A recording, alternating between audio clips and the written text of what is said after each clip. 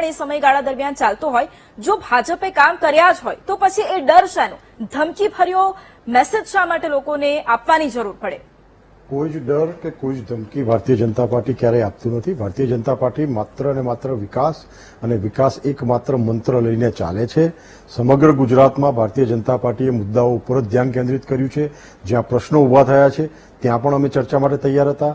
જ્યાં પણ વિપક્ષે ધ્યાન દોર્યું છે ત્યાં પણ અમે મુદ્દાઓને લઈને જ સંમત હતા અને મુદ્દાઓ ઉપર જ અમે ચર્ચા કરવા માંગતા હતા.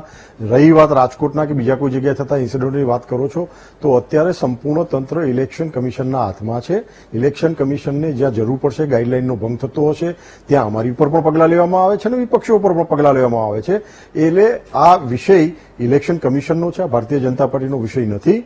હમણાં ડ્યુ રિસ્પેક્ટ ટુ નરેશભાઈ હમણાં એમના એક સંબોધનમાં કહેતા હતા કે ભારતીય જનતા પાર્ટીમાં આંતરિક લડાઈ છે, તો ના, સોરી, ભારતીય જનતા પાર્ટીમાં ક્યાંય આંતરિક લડાઈ ક્યાંય દેખાઈ નથી. કોઈ જગ્યાએ આંતરિક લડાઈના કોઈ દ્રશ્યો મીડિયાએ બતાવ્યા નથી. એટલે આંતરિક લડાઈ ભાજપમાં નથી. અમારી લડાઈ છે વિકાસ માટેની, અમારી લડાઈ છે પ્રજા માટેની, અમારી લડાઈ છે જે ગુજરાત વિકાસની હરણફાળ ભરી રહ્યું છે એમાં ક્યાંય ઊની આંચ ના આવે એના માટેની.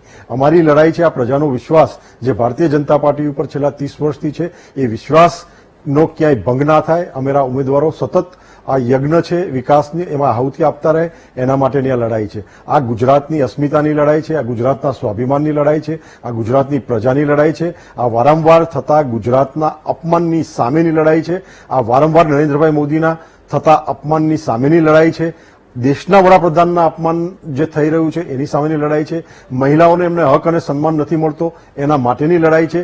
એટલે ભારતીય જનતા પાર્ટીનો દેવદુર્લભ કાર્યકર્તા જે લડાઈ લડી રહ્યો છે એ દેશના ભવિષ્ય માટે, રાજ્યના ભવિષ્ય માટે, છેવાડાના માણસના કલ્યાણ માટે અને ભારતીય જનતા પાર્ટીની રાજ્ય અને કેન્દ્ર સરકારોની જે કલ્યાણકારી નીતિઓ છે, જે વિકાસનું એક દીર્ઘદ્રષ્ટુ વિઝન છે ગામડાથી લઈને શહેરો સુધીનું, એ કાર્યાન્વિત થાય એના માટેની આ લડાઈ છે. અને મને પૂર્ણ વિશ્વાસ